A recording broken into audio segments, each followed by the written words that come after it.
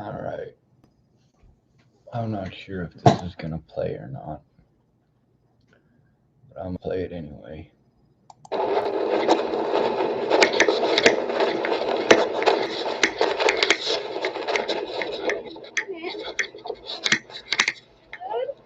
Yeah, somebody said cops to my door.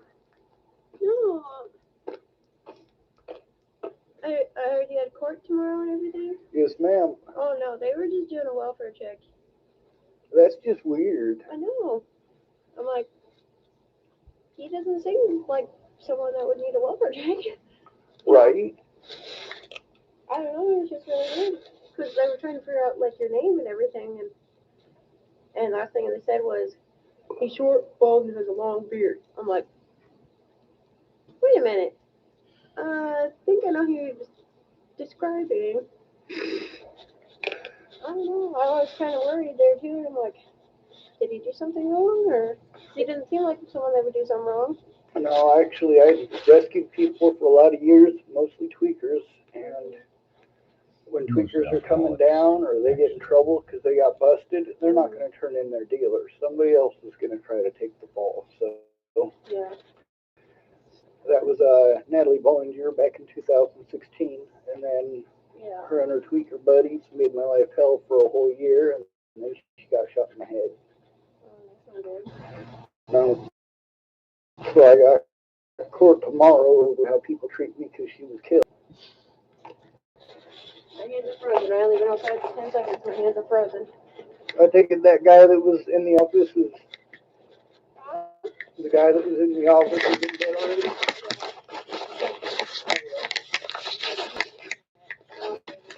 Nobody got back to me about whether or not it is Saturday or not. Well, Robert should be back tomorrow afternoon. So. Yeah, so I got the room until Saturday. It's help, sort of.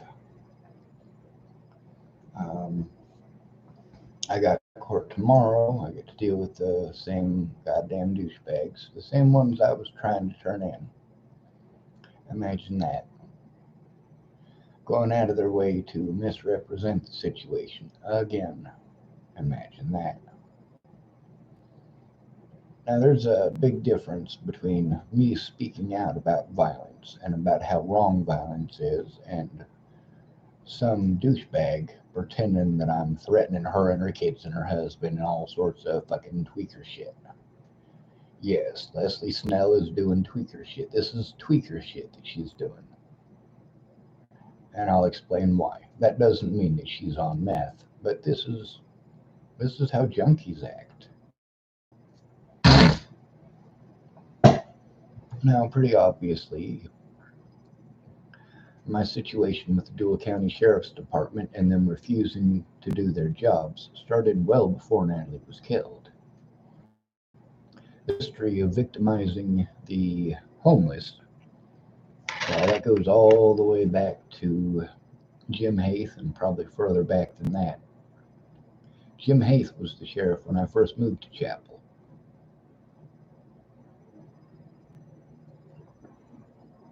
Um, when Zach Metcalf decided he was going to fight me over a situation with Kim Jepson, you know, there weren't no need for a fight.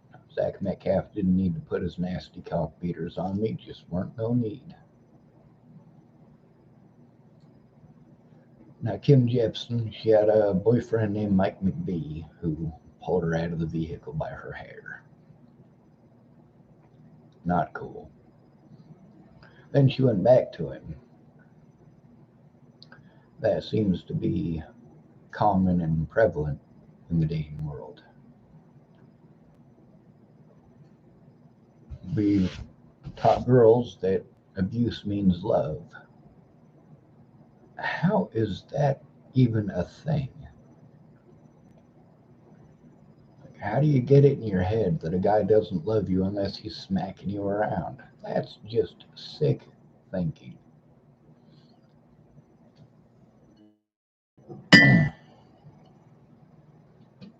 Or and they stick completely wrong. Police, do a welfare check. No, you gotta try the Cool Runnings approach. Yo, Sanka, you dead, man? Obviously, I'm a different there. Unstable connection again. All right. Oh.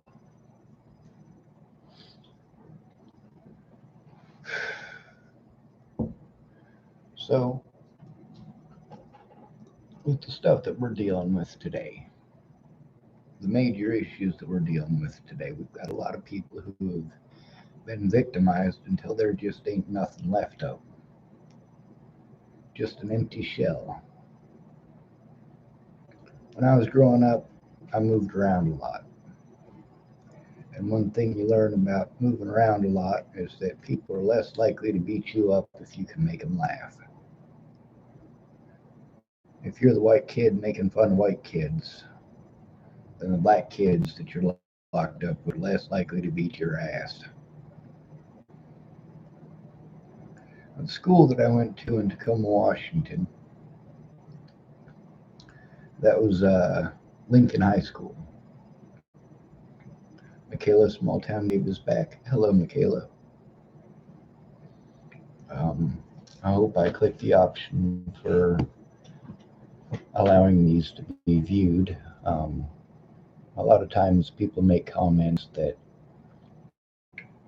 well, later on I go back to find them and I realize that I was in such a hurry that I didn't save them.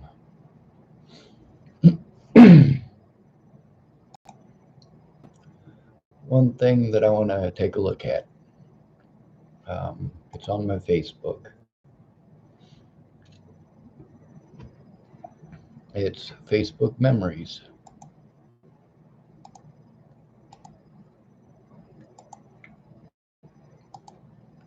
And I got this notification about my memories on Facebook.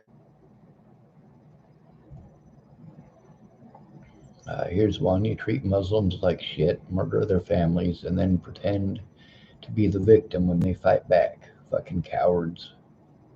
That one's not pleasant, is it? These are all from February 3rd of 2017, by the way.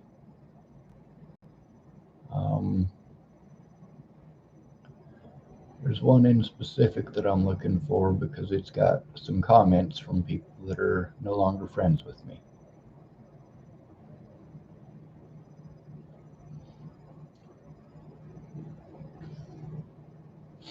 Here it is. 7 comments. This is from after I left Virginia.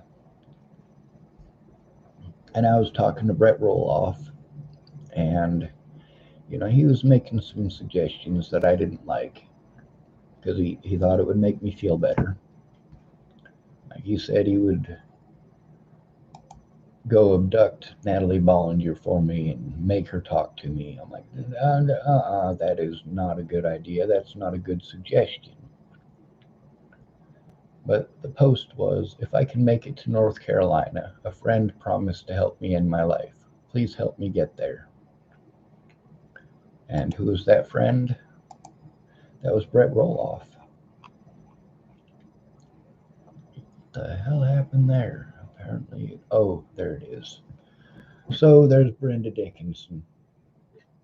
She types, so you have a plan now? See, that's Brenda Dickinson. Between actually helping me out and calling me in on suicide watch, she's not going to actually help me out. That's the problem with having real friends. Real friends would stop and find out what's going on. Meanwhile, Brenda Dickinson is trained like the rest of these fucking goddamn morons. If somebody wants to die, by all means, let them. If you actually care about them, you'll find out why they want to die and do something about it. And of course, with these idiots trained in idiot training, it's, so you have a plan now? No, no, I don't. Brenda Dickinson is no longer friends with me, by the way. Then there's Brett Roloff. off, and that he helped me in my life if I went to Virginia. He types to me, "Get your ass here, brother, and I'll help you any way I can, but only in the positive manner." Well, I had let him know on more than one occasion, I'm not going. I don't want to be that close to Natalie and her family. And I meant it. And then there's Christopher Tapp, who was also no longer a friend of mine. Christopher Tapp typed what he said. Now, what happened with Christopher Tapp? Well, with Brett Roloff, his issue was when I got there, he was strung out on meth. My problem with Christopher Tapp is that when I got there, he was drunk as a fucking skunk and being a fucking asshole and being physically abusive. Lately, Beers typed same. She unfriended me, by the way. She was friends with me at one point in time when all of that stuff was going on in between when I was in Virginia and when Natalie Bollinger was killed. Bailey Beers was one of the people that I rescued, her and her boyfriend. Now, I've heard some different conflicting stories about Bailey, and whether I believe them or not, I've still heard them. That she's one of those girls that was accusing men of things that they didn't do because she didn't get what she wanted. And I can't confirm or deny that that's the case. I just know that's what I've heard. Well, fuck what you heard.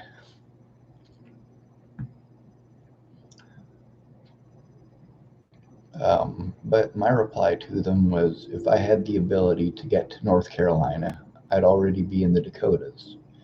Natalie lives in Virginia. I'd rather not be that close to someone who thinks I am a stalker. I am waiting on a friend to call me from North Carolina. If he does, I'll try to get there after I leave the Dakotas. And obviously, I didn't go to North Carolina. I wasn't interested in going to North Carolina. I was interested in going to the Dakotas. Brett Roloff type, ring ring motherfucker, LOL, my door is always open, bro. I told you that, and I meant it. And Lilithu Sophia Krishnadas typed, can't come see me first for one last goodbye. By this time, I already talked to Brenda Dickinson about the situation. I'd already talked to Brett Roloff about the situation. Christopher Tapp, you can't talk to him about nothing. Everything that comes out of his mouth is, my ex-wife, that fucking cunt, that baby's not mine, he's not mine, that's not my son, I'm not paying for a DNA test, she has to pay for it. Bailey, also not my friend anymore, she unfriended me. And Lilithu Sophia Krishnadas, that's actually Kayla Trujillo's Facebook. That's her Facebook profile.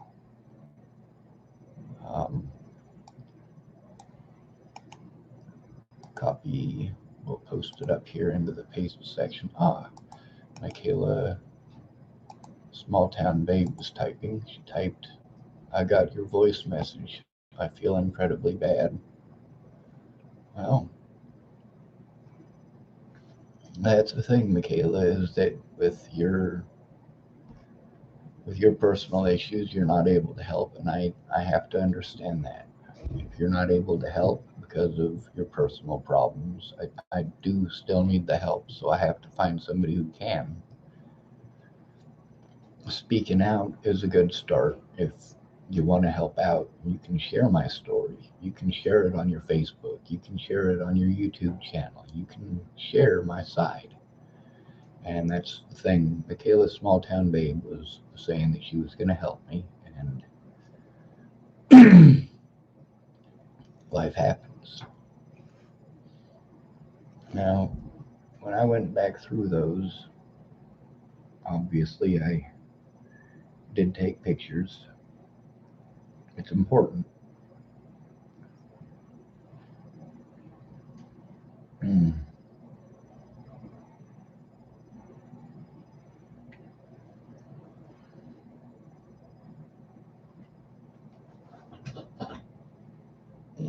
Let's turn it sideways. Maybe that'll work better.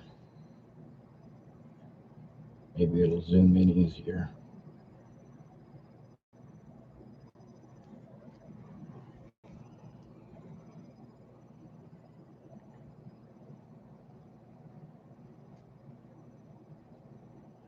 All right, maybe if I zoom it all the way in and then pull it out slowly.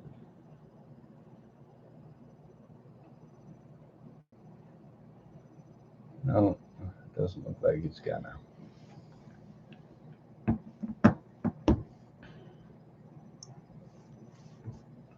That's really how it was. That's how it was after I left Virginia. People wanted to type pretty stuff, but I needed them to understand the situation. I needed them to understand why it was that I was so depressed. But I couldn't very well explain it to them. They were too busy telling me pretty shit or getting angry with me if I wasn't happy.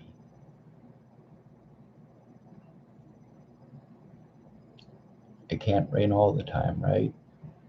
See, that's how people knew me. Was as the funny guy, you know.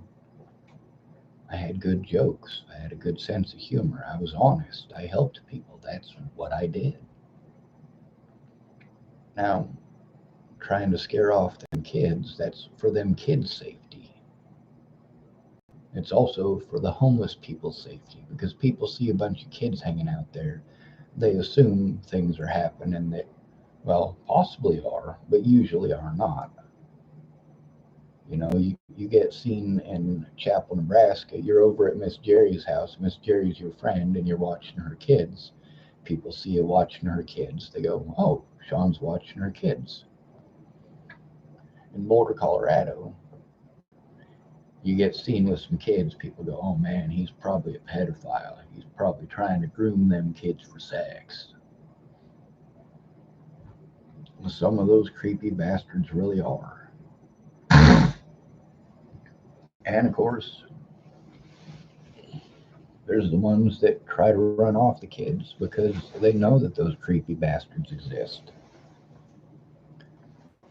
They know that those guys actually do those things, and they know that a lot of those girls, they just want attention. I'm not talking about attention just for attention's sake. I'm talking about they aren't loved at home. They don't feel loved at home. Dad uses them as a sexual object. They're out there seeking the love that they are not receiving at home. They're seeking that affection that they're not getting at home. A lot of those younger girls, they think they're more mature. Women do not mature mentally faster than men. That right there is just straight bullshit. Women develop physically faster than men. That's the truth. That's why you got a bunch of 12-year-old boys and a bunch of 12-year-old girls, and the boys are almost a foot shorter than the girls. Not always, of course, but yeah, girls do mature physically at a younger age or starting at a younger age. And then you've got all these girls that they think, oh well, I'm more mature. You're physically maturing faster, but you are not more mature. And you think that if you start dating a guy who's in his late 20s or early 30s when you're 13 or 14 years old, that means that you're more mature. Obviously, you must be more mature. You're dating, well, in reality, you're dating a child molester. That's what you're doing. If he was that mature, he wouldn't be messing around with a 13-year-old or a 14-year-old. And that's the situation in Boulder, trying to keep people safe, while at the same time understanding that keeping them separated is the best way to keep them safe.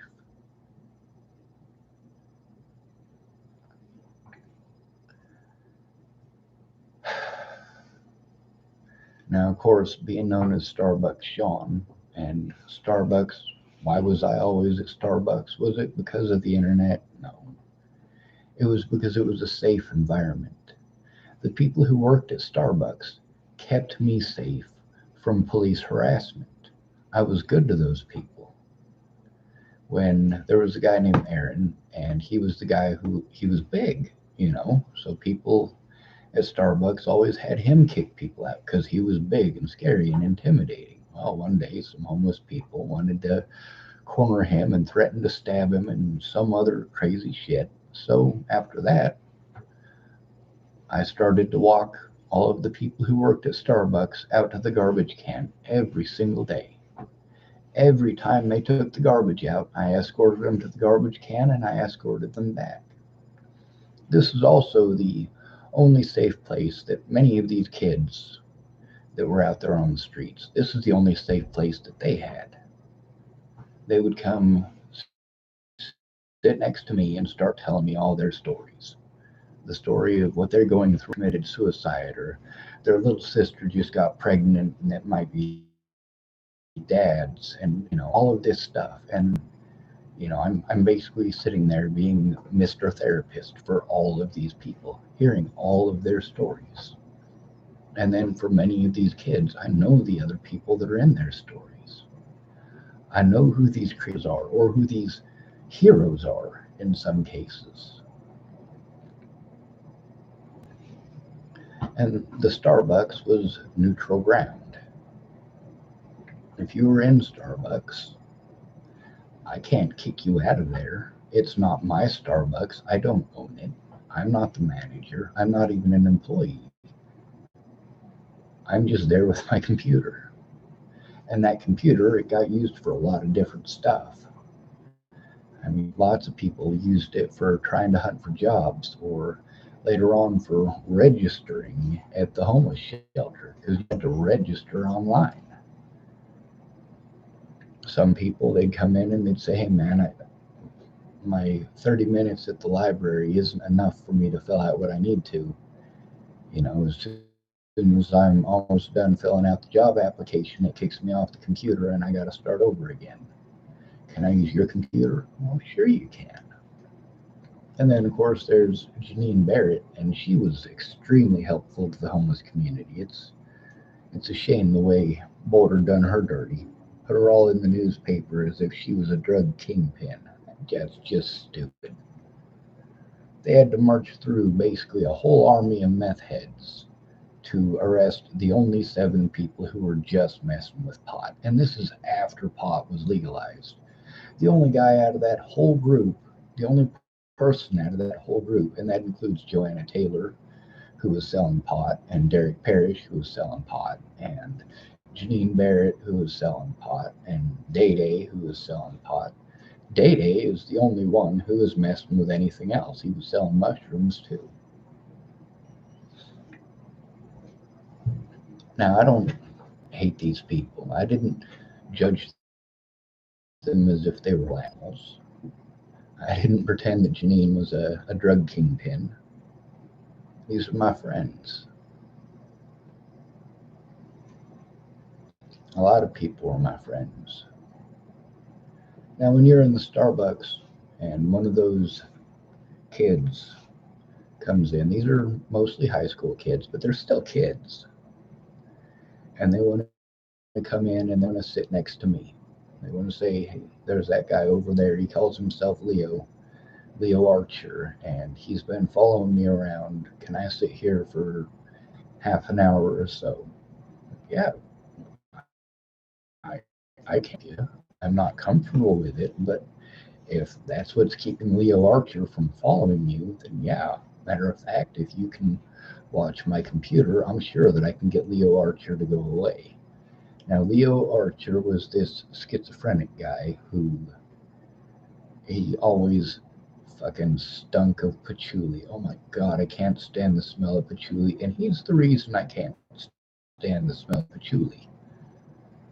And of course, getting rid of Leo Archer was just a matter of walking outside with him and telling him where services were that he already knew where they were. He'd already been to them, but it was a matter of just explaining it to him. There's this place that you can go to, or this place that you can go to. And by the way, please don't be following these little kids. and he always followed girls. It was always girls that he followed. He didn't follow boys. And, I would always explain to these people coming into Starbucks, the first thing and the most important thing that you can do to protect yourself is to sin. Safety in numbers.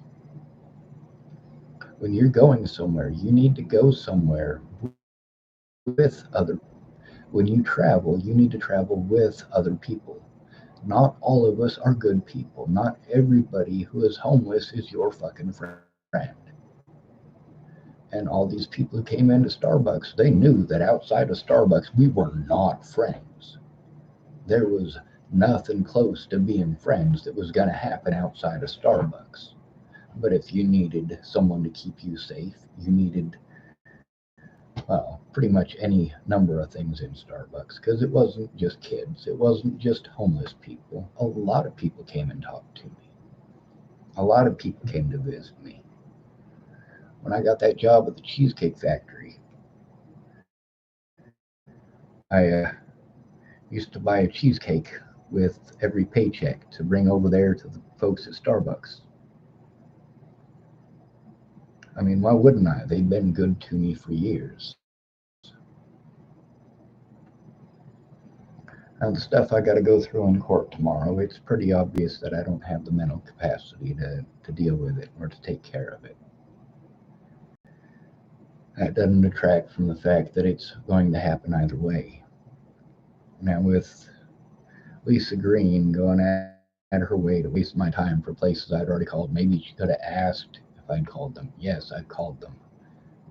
That does get frustrating. That's something that a lot of people don't want to pay attention to. They want to go through 200 videos where I am calm and collective and talking nicely and trying to explain to these places that are hanging up on me as soon as I say homeless or police.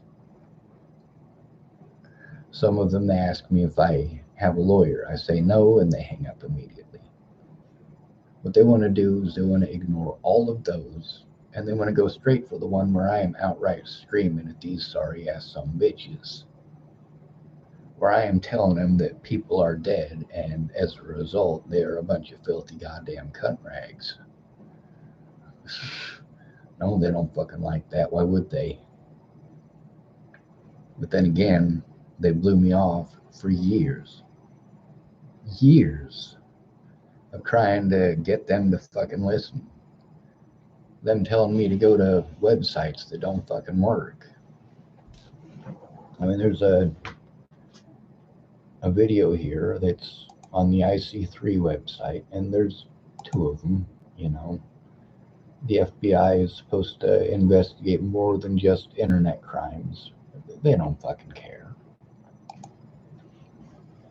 Filling out IC3 complaint. And of course, there's this lady here. She types, if you have been scammed, do this. Copy link address and post it over here for everyone to see.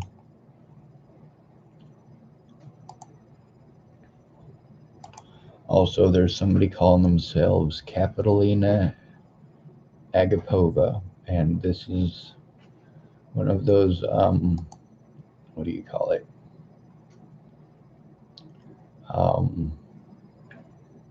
Spammers. So what do? Hide user on this channel. Blam. That person is hidden from my channel, and we'll show you how that works. We'll take a picture of it. Take pictures of everything.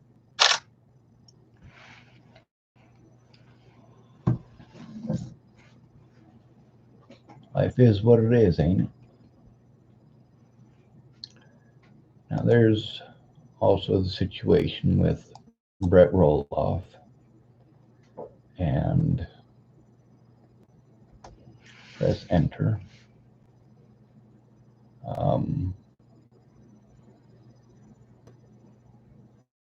Let's see. Virginia links in the video, links to the video in the comments.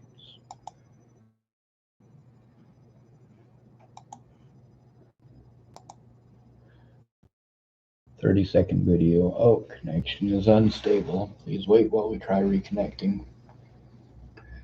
Brett Roloff while I was there. One of those recordings includes him digging through his own feces to get a bag of meth. Obviously, that was a very scary environment. When I was in Shannon Alvarado's, that was scary as shit too. And most of these places, I had to start recording the places that I was in because, well, people aren't going to believe it unless you have proof. The situation with Shannon Alvarado, with the way that she was acting when she was drunk, to lie. Lots of people will lie for a pretty girl or for a female who puts out, as it's stated in modern vernacular. And of course,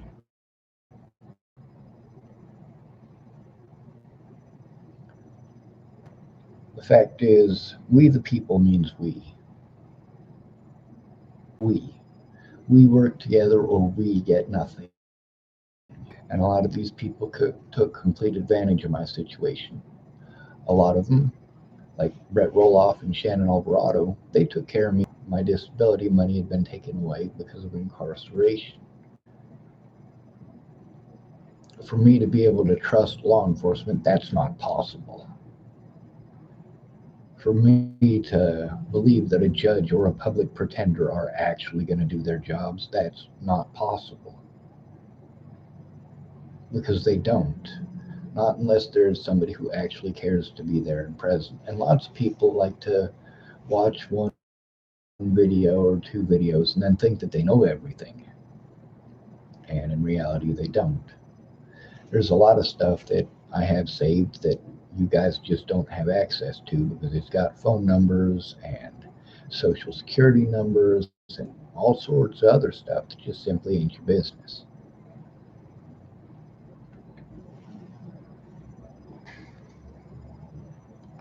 Now, through all of this, people have been asking me, who do I send it to? Who do I talk to? Who do I talk to? I don't know. How about we start off with the people that I talked to already, but you make the calls with me? A lot of people claimed that they did, and the police wrote down that basically that all of these people are liars. Now let's pull up the one with Aaron Cockerham. That's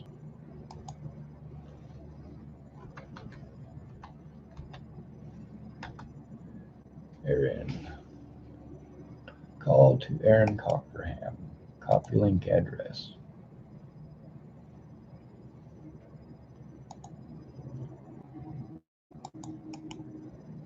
Paste.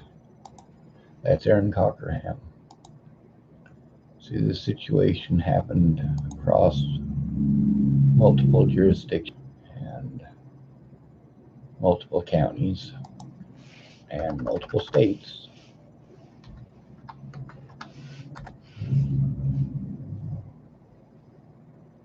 Let's see.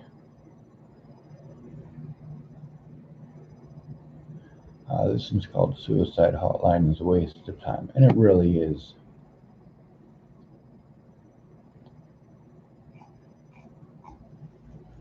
I guess we'll have to go a different route.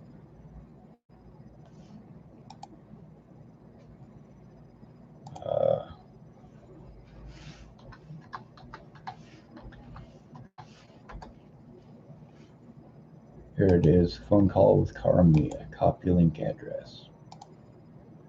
Aaron Cockerham and Karamia wanted to be at each other's throats over stupid shit.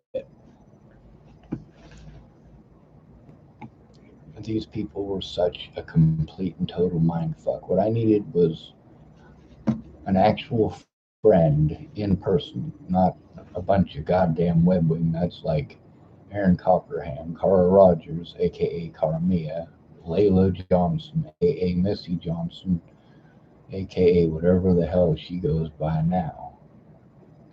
That wasn't help, that was fucking bullshitters.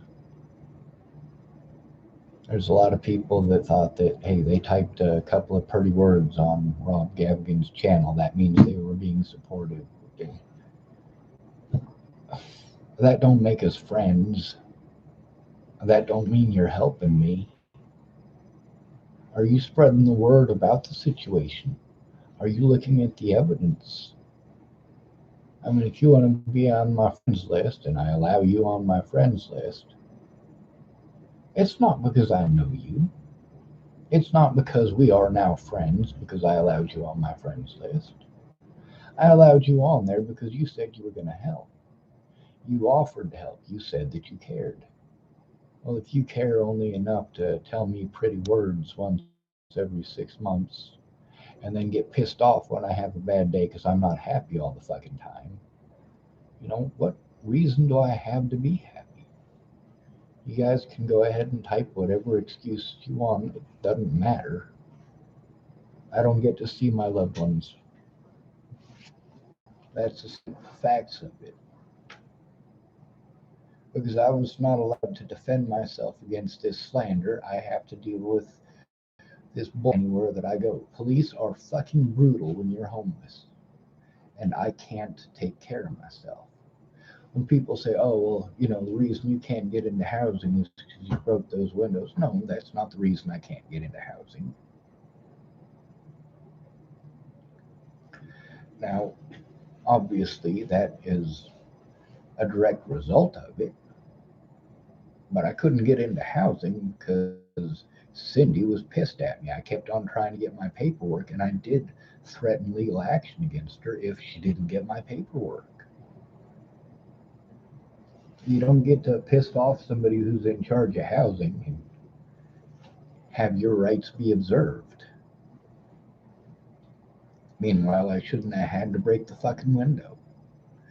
I needed someone to go in with me, and you can look at the video between me and Aaron Stegeman about the assault by Robert Warnick. Aaron Stegeman said, oh yeah, I'll go in with you. Did he? Fuck, no. Just like every other goddamn coward in that town, his fucking tail went right between his legs, and he went and fucking hid in the goddamn corner. I'm used to it. Brent Jepson also went to him for help. Same goddamn thing. Alright, so there's a guy I know, Swan Nightshade. Somebody hacked his account and they're sending me shit now. So I'm going to type the words, leave me the fuck alone. I like Swan, but here's the scam that they're pulling.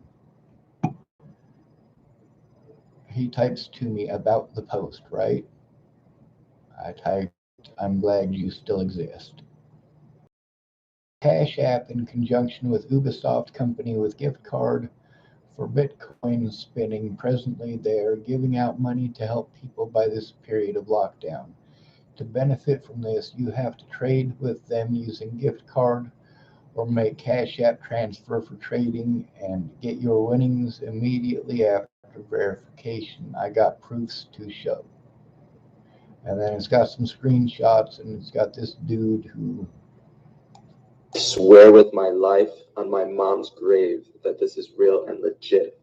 Swear with my life. Types, actually, I'll play it on my phone because I noticed if I play that stuff from my Facebook, it doesn't necessarily put it on my YouTube. So we'll play it from here.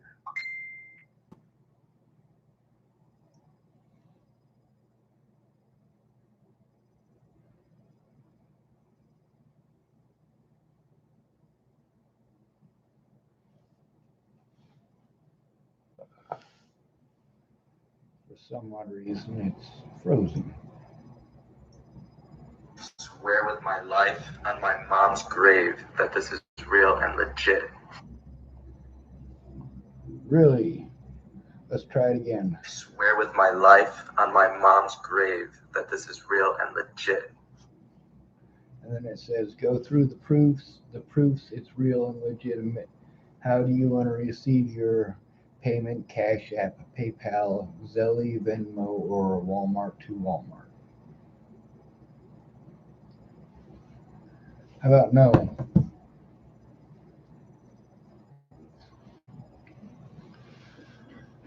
It's funny because he did this through somebody else's account too. And last time he didn't have the Walmart to Walmart part on it. Last time the account that he did it on is, let's see,